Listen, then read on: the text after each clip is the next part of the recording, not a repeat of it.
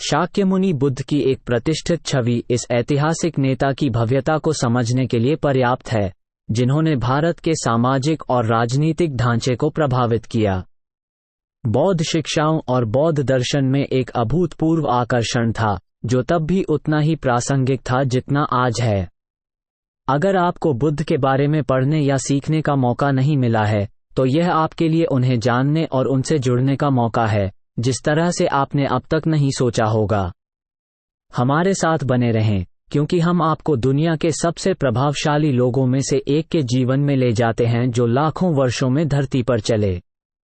गौतम बुद्ध के जन्मदिवस के बारे में उनके जीवन काल या उसके बाद की 1 या 2 शताब्दियों से कोई लिखित अभिलेख नहीं मिला है।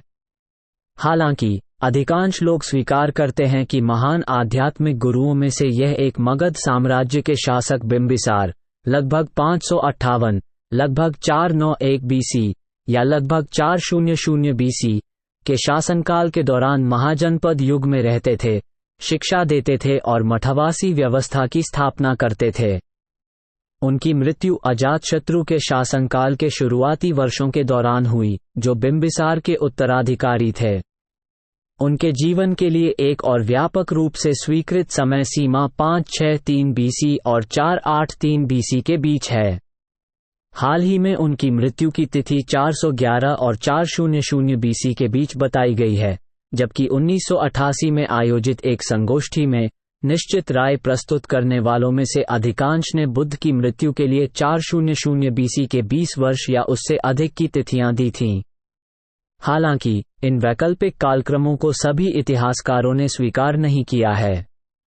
हालांकि गौतम बुद्ध की जयंती या बुद्ध जयंती प्रत्येक वर्ष 12 मई को मनाई जाती है और यह एक प्रमुख बौद्ध त्योहार है।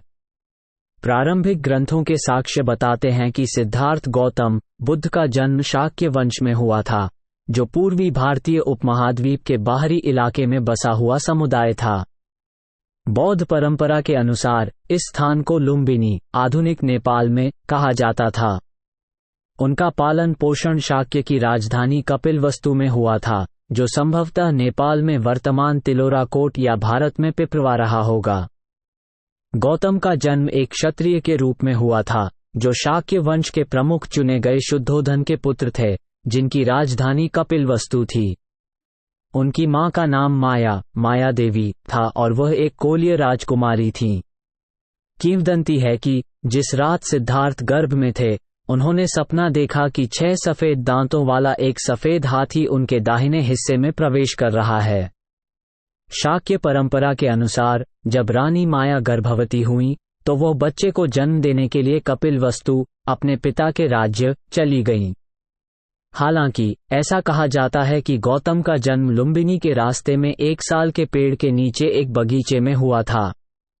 इस प्रकार बुद्ध का जन्मस्थान लुम्बिनी है, जो आधुनिक नेपाल में है। बुद्ध के जीवन के स्रोत कभी कभी पारंपरिक जीवनियों से टकराते हैं, जिनमें शामिल हैं बुद्धचरित, जो सबसे प्राचीन जीवनी है तथा ये प्रथम शताब्दी ई में प्रसिद्ध कवि अश्वघोष द्वारा लिखित महाकाव्य भी है। ललित विस्तर सूत्र गौतम बुद्ध पर लिखी गई दूसरी सबसे पुरानी जीवनी है, जो 3री शताब्दी ई की है। महासंघिक लोकोत्तरवाद परंपरा से महावस्तु एक अन्य प्रमुख जीवनी है, जो संभवतः 4ठी शताब्दी ई में रचित थी। बुद्ध की विस्तृत धर्मगुप्त का जीवनी का नाम अभिनिष्क्रमण सूत्र है तथा 3री से 6ठी शताब्दी ई के बीच के इसके कई चीनी अनुवाद भी मिलते हैं। अंतिम रचना बुद्धघोष द्वारा रचित निदान कथा श्रीलंका की थेरवाद परंपरा से है तथा इसका इतिहास 5वीं शताब्दी का है।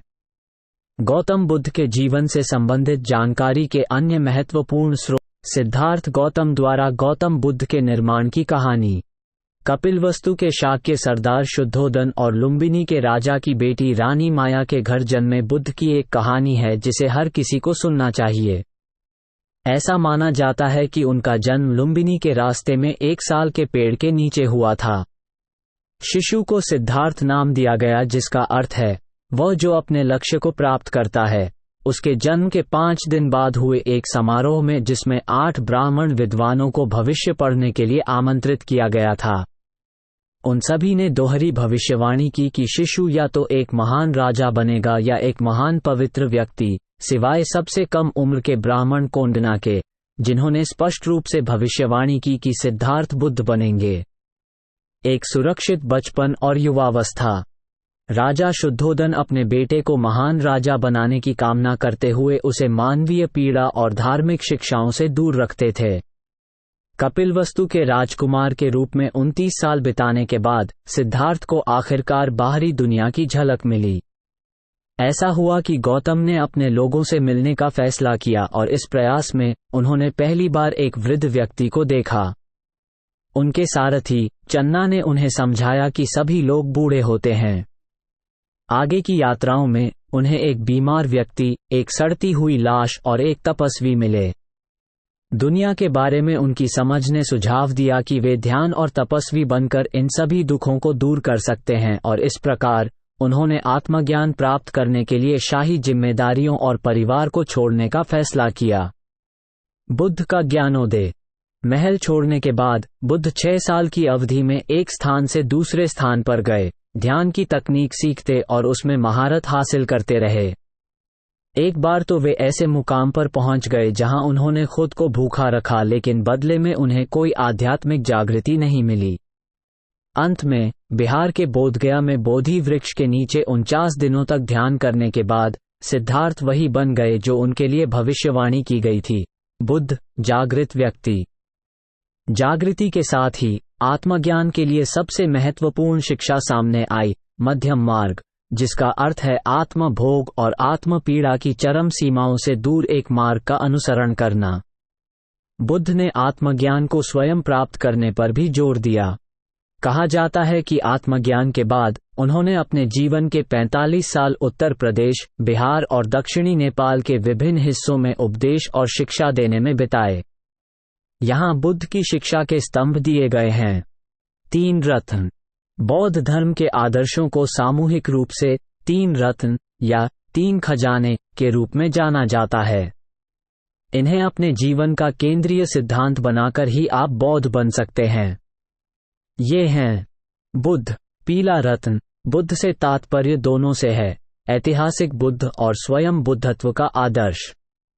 संपूर्ण बौद्ध परंपरा ऐतिहासिक बुद्ध से उत्पन्न हुई है और सभी संप्रदाय उन्हें अपना मूल संस्थापक, मार्गदर्शक और प्रेरणा मानते हैं। धर्म, नीला रत्न। मुख्य रूप से यह भगवान बुद्ध की जीवन शिक्षाओं को संदर्भित करता है। हालांकि धर्म शब्द के कई अर्थ हैं, लेकिन सबसे महत्वपूर्ण रूप से इसका अर्थ है अप्रत्यक्ष सत्य। इस दूसरे अर्थ में धर्म वह शिक्षा है जो बुद्ध के ज्ञानोदय के साथ पैदा हुई थी और जिसे उन्होंने सारनाथ में अपने पहले उपदेश में संप्रेषित किया था। इस अवसर को पारंपरिक रूप से धर्म चक्र का पहला मोड़ कहा जाता है और 8 तीलियों वाला धर्म चक्र बौद्ध धर्म का एक सामान्य प्रतीक है। संघ, लाल रत्न। संघ आध्यात्मिक समुदाय को संदर्भित करता है। व्यापक शब्दों में इसका अर्थ है वे लोग जिनके साथ हम अपने आध्यात्मिक जीवन और अनुभवों को साझा करते हैं। बौद्ध शिक्षा के अनुसार हम सभी को सीखने के लिए अन्य लोगों की आवश्यकता होती है। हमें मार्गदर्शन के साथ साथ अन्य अभ्यासियों के समर्थन और मित्रता की भी आवश्यकता होती है। ये बहुत महत्वपूर्ण है क्योंकि बौद्ध धर्म एक अमूर्त दर्शन या पंथ नहीं है। ये जीवन के दृष्टिकोण का एक तरीका है और इसलिए इसका कोई अर्थ तभी है जब ये लोगों में सन्निहित हो।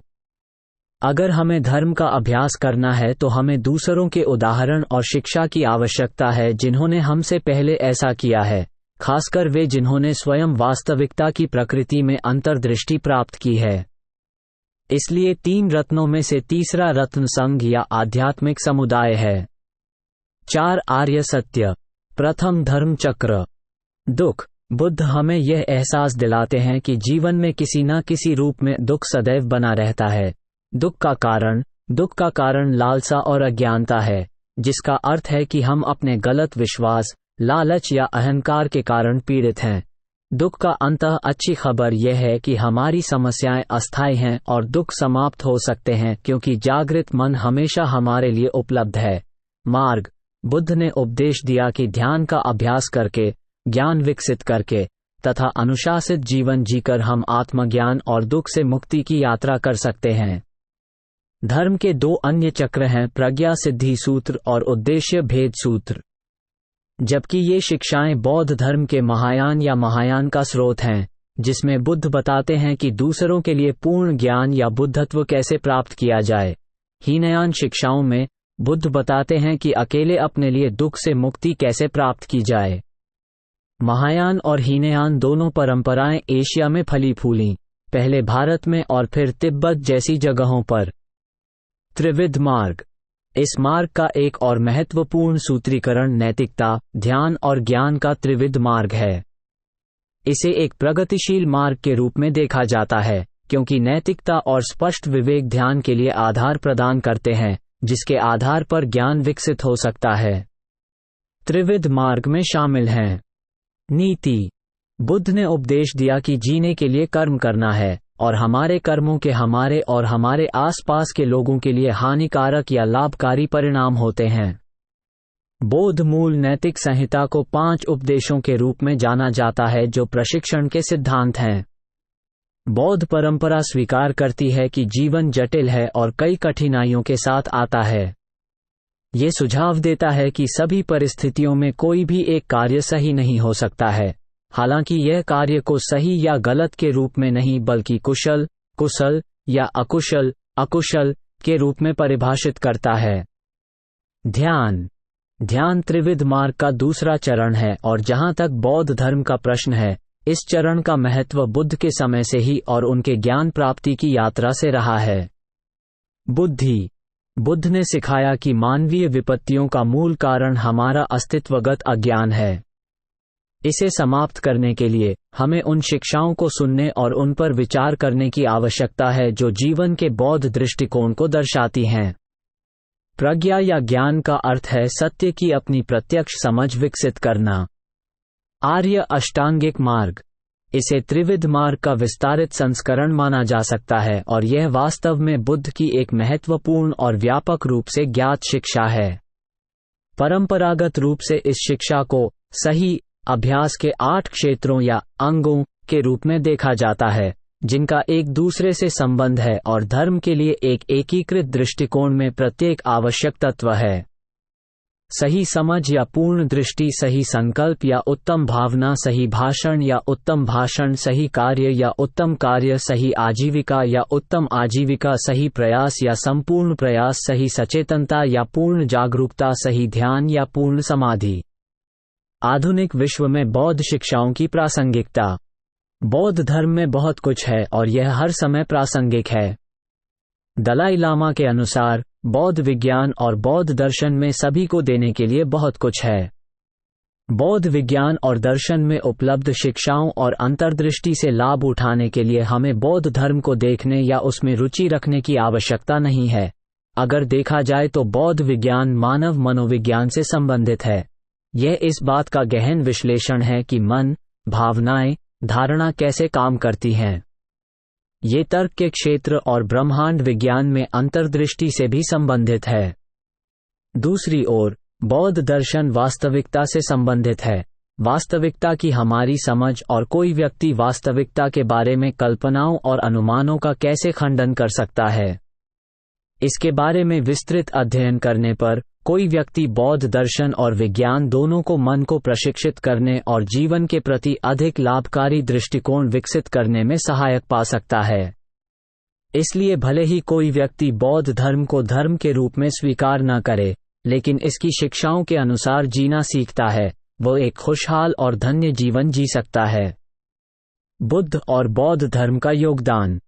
प्राचीन भारत के इतिहास में बुद्ध का बहुत बड़ा प्रभाव रहा है।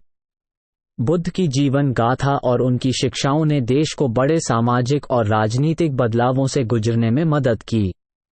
बौद्ध धर्म के संस्थापक ने हमारे संविधान को आकार देने में भी महत्वपूर्ण योगदान दिया है। यहाँ गौतम बुद्ध की जीवन उपलब्धियों के बारे में बताया गया है। राष्ट्रीय एकता। बौद्ध धर्म से ज्यादा किसी और चीज ने भारतीय उपमहाद्वीप को राजनीतिक और सामाजिक क्षेत्र में करीब नहीं लाया।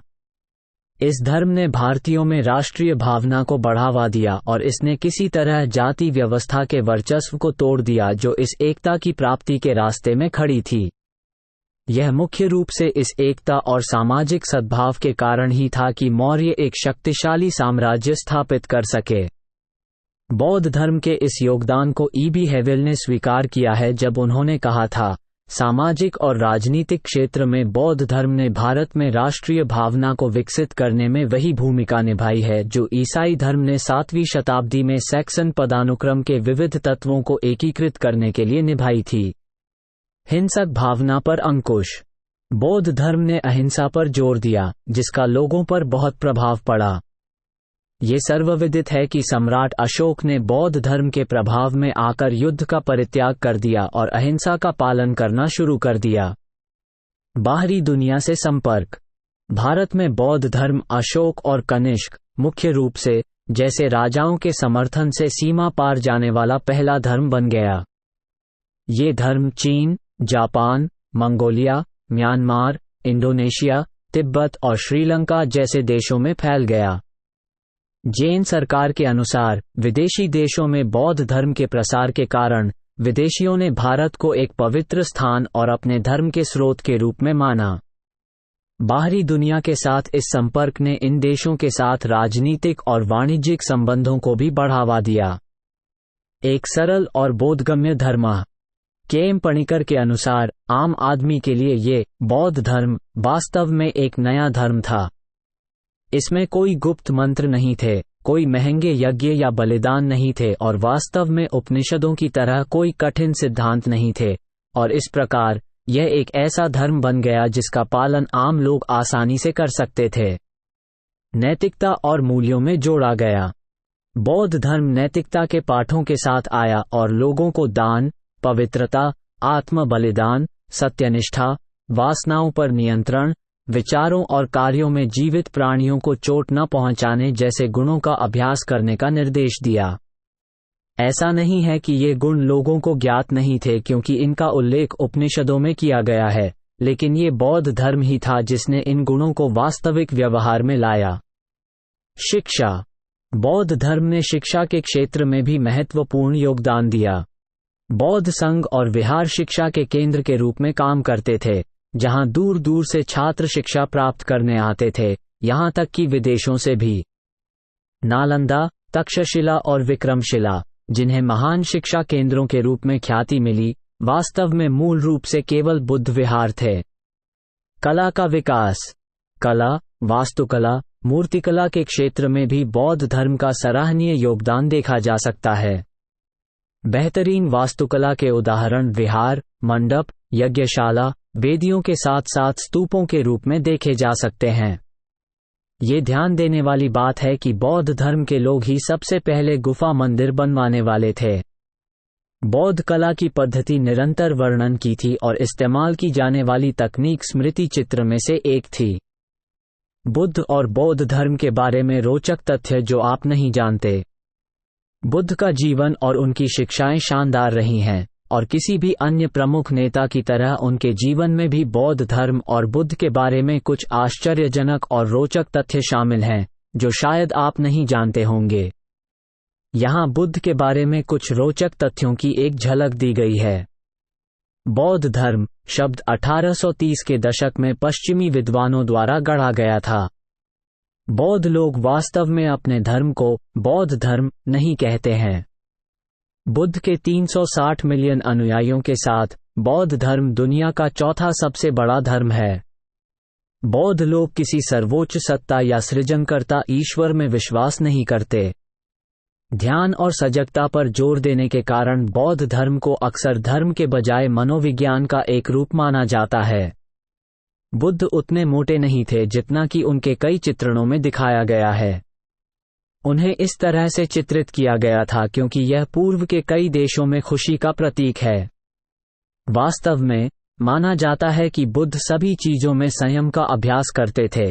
वे नियमित रूप से उपवास करते थे और अपना अधिकांश समय मीलों पैदल चलकर शिक्षा देने और उपदेश देने में बिताते थे। बोधि वृक्ष के नीचे बुद्ध का ज्ञान प्राप्ति स्थल आज भी संरक्षित है। बुद्ध ने अपने अनुयायियों से अंतिम अनुरोध किया था, दुनिया की सभी घटक चीजें परिवर्तनशील हैं, वे स्थायी नहीं हैं। अपना उद्धार पाने के लिए कड़ी मेहनत करो। बुद्ध अपने बेटे, पिता, पत्नी और पालक मां से मिलने गए और कहा जाता है कि पूरा परिवार संघ में शामिल हो गया। उनके चचेरे भाई आनंद और उनके बेटे राहुल बौद्ध भिक्षु बन गए, जिनमें से राहुल संघ में सबसे कम उम्र के भिक्षु थे। बुद्ध की जीवन बदलने वाली शिक्षाएं दुनिया भर में प्रसिद्ध हैं और उनके द्वारा कहे गए उदाहरण प्रेरणा का एक प्रमुख स्रोत हैं। यहाँ बुद्ध के कुछ प्रसिद्ध उदाहरण दिए गए हैं जिन्हें प्रेरणादायक उदाहरण भी कहा जा सकता है। हजारों लड़ाइयाँ जीतने से बेहतर है कि आप खुद पर विजय पा लें, तब जीत आपकी होगी। इसे आपसे कोई नहीं छीन सकता। यदि आपको पता होता कि देने की शक्ति के बारे में मैं क्या जानता हूं, तो आप एक भी भोजन किसी न किसी तरह से साझा किए बिना नहीं छोड़ते। पानी से यह सीखो, नाला जोर से छप छप करता है लेकिन सागर की गहराई शांत है।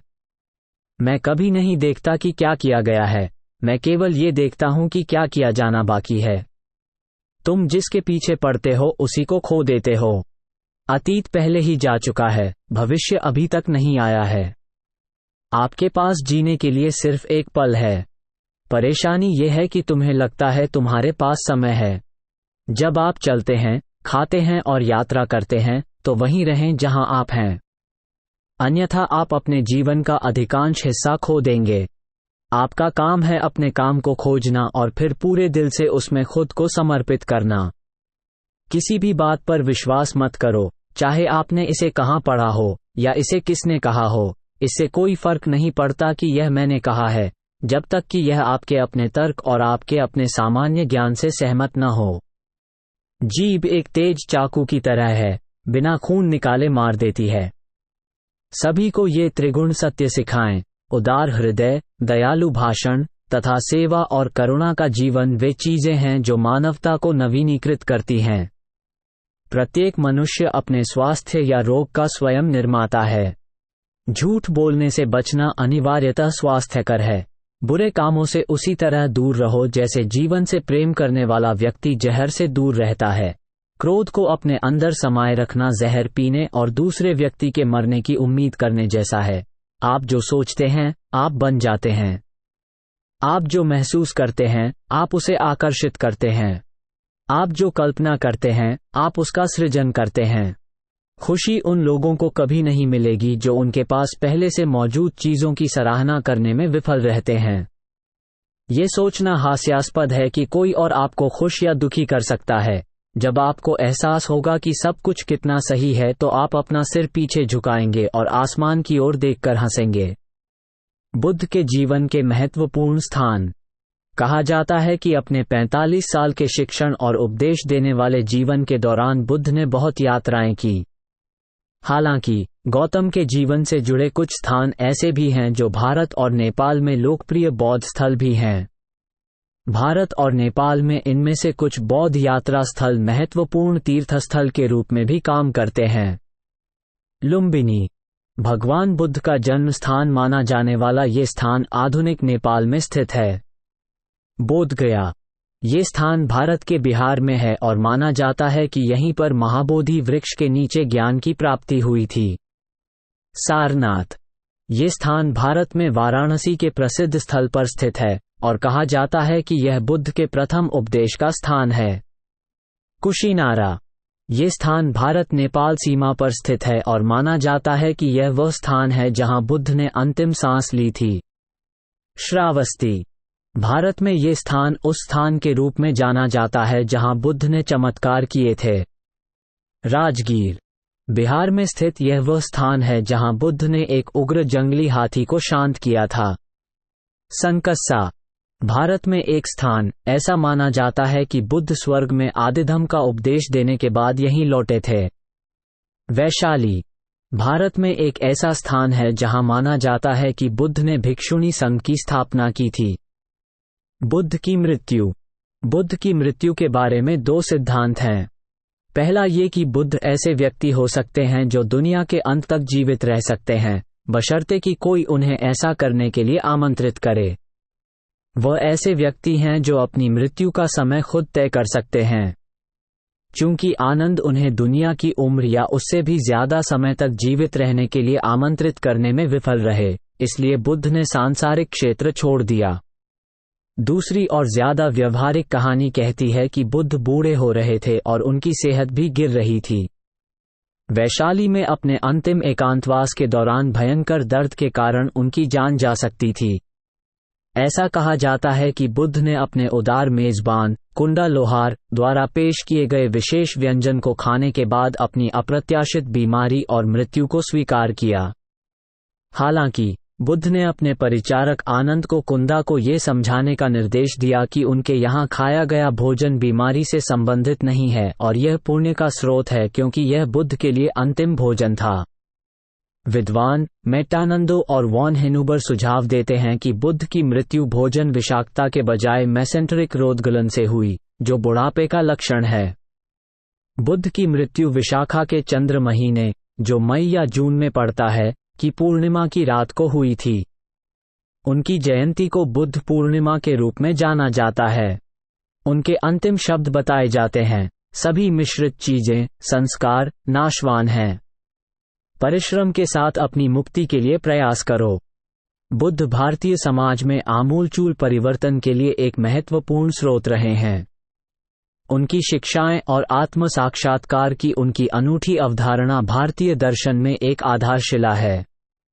उनके बारे में जानने और उनसे जीवन के सबक लेने के लिए इतना कुछ है कि कम से कम एक किताब और वीडियो में इसे उचित नहीं ठहराया जा सकता।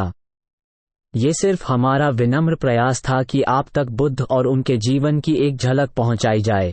हम जानते हैं कि यह उनके असाधारण जीवन और उपदेशों के साथ न्याय नहीं कर सकता। हालांकि अगर आपको अभी भी यह वीडियो किसी तरह से मददगार लगा, तो कृपया हमें नीचे टिप्पणी में बताएं। अगर हम जानकारी देने में वास्तव में सक्षम नहीं थे, तो आप हमारी मदद करने के लिए स्वागत है। आप हमारे इस वीडियो में आपको कुछ नया जानने को मिला है तो वीडियो के लाइक, शेयर और चैनल को सब्सक्राइब करें।